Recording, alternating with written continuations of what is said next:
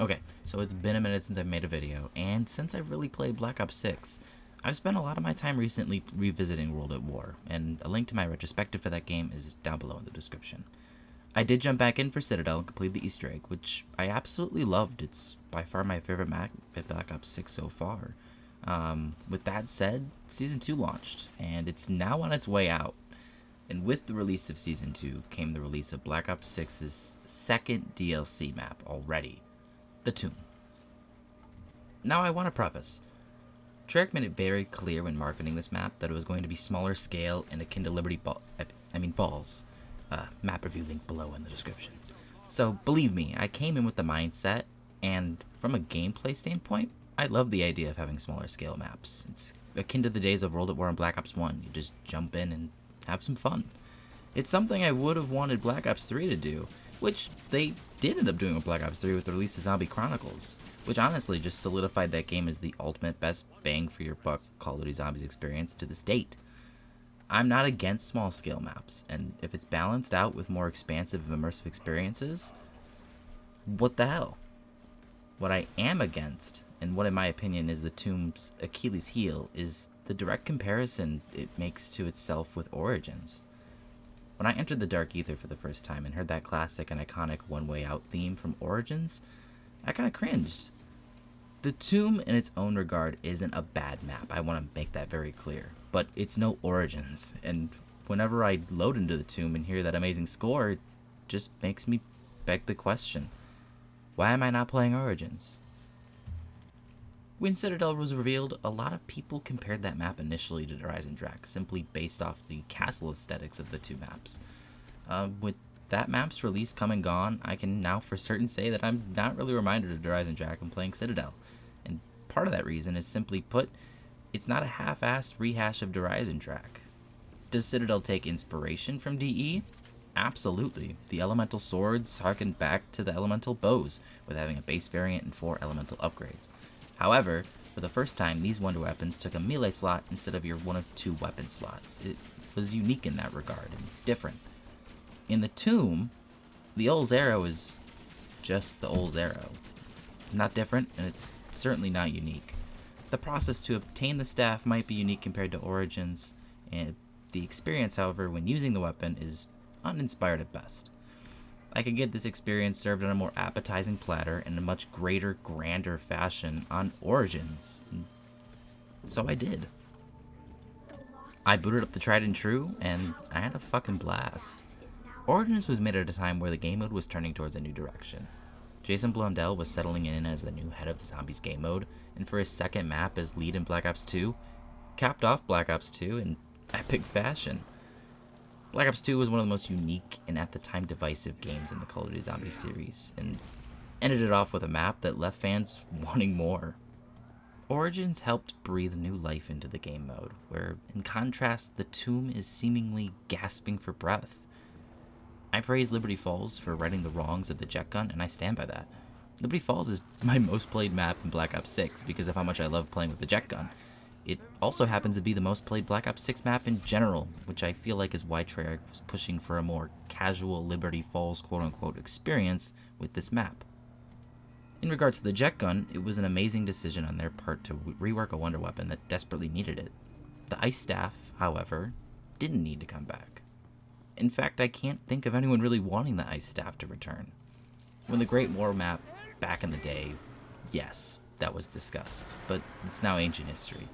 Plus, the wish was for all 4 staves returned in their original quote-unquote variants, whatever that may have entailed. Only bringing back the Ice Staff makes it feel like we're missing something, and we are. We're missing the 3 additional staves that complemented the Ice Staff. When it comes to the jetgun, people have discussed the jetgun and its potential for years, and Treyarch absolutely delivered with Liberty Falls.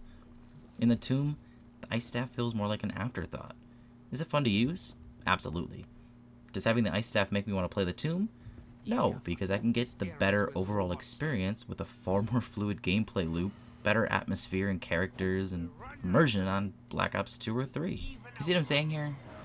The Tomb, for me at least, and I want to make that very clear, this is a personal opinion, and if you enjoy the Tomb and Black Ops 6 as a whole, good for you. I do enjoy Black Ops 6, but I Just wish there was a little bit more with it. But for me personally, the tomb doesn't really offer anything in substance. No reason for me, the player, to want to hop on the map, and it's where I think Liberty Falls actually exceeds the tomb in terms of quality. Sure, the atmosphere of the tomb may be superior, aside from the shitty skybox JPEG and the dark Aether, which was god-awful, and the side quests, such as the golden armor and the weapon upgrade kits, are really nice to see, and I do think Black Ops 6 as a whole really excels with its side quests. I still find myself playing Liberty Falls more often for the refined and epic jetgun gameplay versus the rehashed gameplay when using the ice staff in the tomb, which was just ripped right out of Origins. And ripped, yes, it's a new model, it's new animations, but it's the same wonder weapon. Okay, enough about the wonder weapon. Let's talk about the Easter egg. Because if Treyarch absolutely delivered here, then I take it all back, because a solid and memorable Easter egg can really make or break it. Oh, never mind. With the tomb, my fears of the voice cast leaving and the AI controversy surrounding Black Ops 6 as a whole just grew even bigger. A lot bigger. Where the fuck is Peck? And why does Strauss only speak when there's an exfil available? And did Ravenov really only have like 2 new lines in the entirety of the map? Like, holy shit, I'm disappointed with this situation. Black Ops 6 has been giving me Vietnam-esque flashbacks to Black Ops 4's decline in quality. It's jarring and sad. When looking back, it's kind of wild to see a 40-minute video of Dempsey voice lines in Blood of the Dead alone. 40 fucking minutes of dialogue. While in Black Ops 6, Weaver, for example, has about 20 minutes of operator quotes throughout the entire game.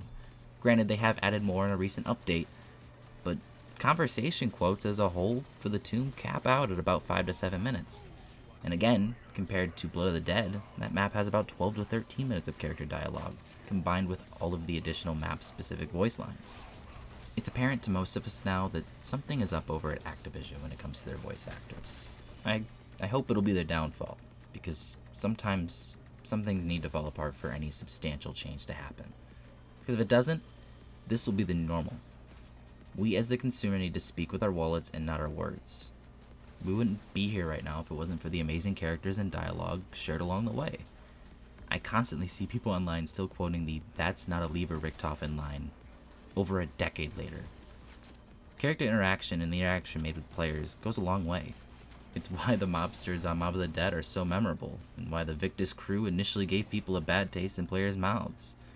It's why the fan base has grown to love and adore the Primus and Ultimus cast.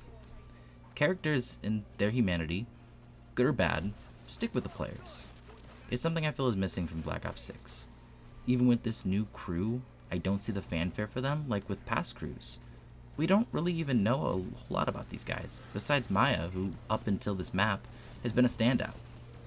This particular situation isn't a Treyarch problem, more so an Activision and Microsoft problem, as well as a problem with the creative industry as a whole. Everything is feeling much more soulless, and we're witnessing, I feel, in real time, the assassination of a key and fundamental part to any piece of art form, the human connection. You can even find this with their art, which a lot of it has been proven to be AI generated. Steam even is making them acknowledge that they're using AI generated content in their game. They're not very specific about what it is, but they're acknowledging it. So when talking about the tomb and its ending cutscene, it really just starts out with our heroes awkwardly reaching out to the Sentinel artifact, and before anything genuinely meaningful can happen, a reused Raptor 1 exfil quote is played and our characters blankly and soullessly hop on board, without a single line of dialogue spoken. We then hop inside Sam, I think, and get a lackluster exposition dump leading us to the next DLC, which we all know is the mansion. Now, I'm not going to address the mansion as it's not even out yet, and it would be unfair of me to cast any doubt on Treyarch before even getting to experience the map for myself. However, Treyarch really needs to hit the mark here.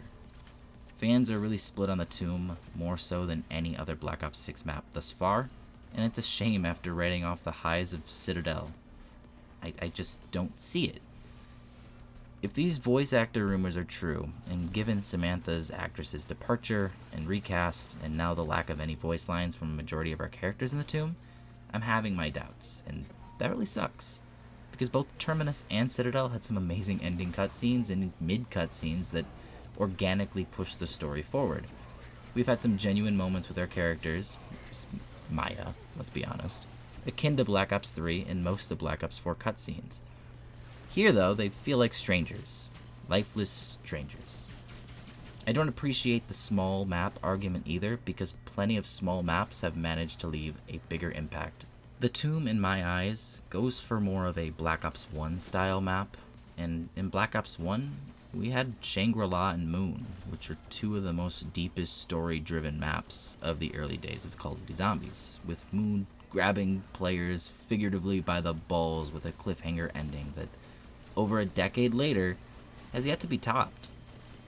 So, I don't view that as an excuse. You can have a smaller map, no problem. I love being able to just hop in and play. But when Liberty Falls, the inarguable quote-unquote bonus map of Black Ops 6, has a more impactful, with well-written, with actual dialogue, and directed ending than your second DLC drop, then you have a problem. The boss fight, and my god, does it piss me off. We go from the first two maps, Terminus and Citadel, and the vibes are grandiose, and I don't feel that with the Tomb. With the Tomb, it's just more bullshit than anything else. It was just amped up for amped up's sake. It wasn't about a big bad boss fight that you have to complete and stakes are really high. It was just a fucking mirror that was really fucking annoying to kill. Now, it's one thing if it's a challenging boss fight and it leads to a satisfying, meaningful conclusion. But my problem with the Tomb is that it's a challenging boss fight and it leads to nowhere. Now, I don't want to sit here and shit all over Black Ops 6 because upon release, again, I was genuinely enjoying it, and Citadel solidified my enjoyment. However, alongside Citadel came doubt, with Sam's recasting and the flood of rumors circling around the game regarding AI art and the voice actors not receiving protections against AI. Activision, after the flood of rumors, came out and essentially said, yeah, it's whatever, they can do whatever we want, we support them. I naively hoped that the second DLC would ease my concerns on the subject, and however, instead, it only aggravated my concerns. Now, recently, Nolan North reportedly told a fan at a recent convention that they're going to like the next few updates to Zombies, which, if true, confirms Nolan's commitment to the project, which is quite promising. However, there's a small chance still that the mansion takes a similar approach to the Tomb in terms of its storytelling. I hope that's not the case, as Treyarch has been teasing quite a bit this past week of the mansion, and it looks kind of promising. This next DLC's main objective is to win over the fans and win over the content creators. If they don't, then Black Ops 6 will need a Hail Mary for its follow-up DLC, and anything is possible. We're down, but we're not out. We've been through this time and time again. I have faith in Treyarch, despite everything I've said. I hope that Black Ops 6 ends on an incredible high. I'm hopeful that Call of Duty 2025 comes out and is an absolute banger. It's all still possible, and it's not over until it's over. Black Ops 2 had a tough launch and tough sell to its consumers for its zombie mode. Transit, Nuketown, and Die Rise almost killed the game mode for good. It wasn't until Mob of the Dead, the game's second DLC, which released in April 2013, that new life was breathed into this game mode. It's not even April yet, and we're about to receive the game's third DLC. There's still time, there's still more maps to come. We may be down, but we're far from out.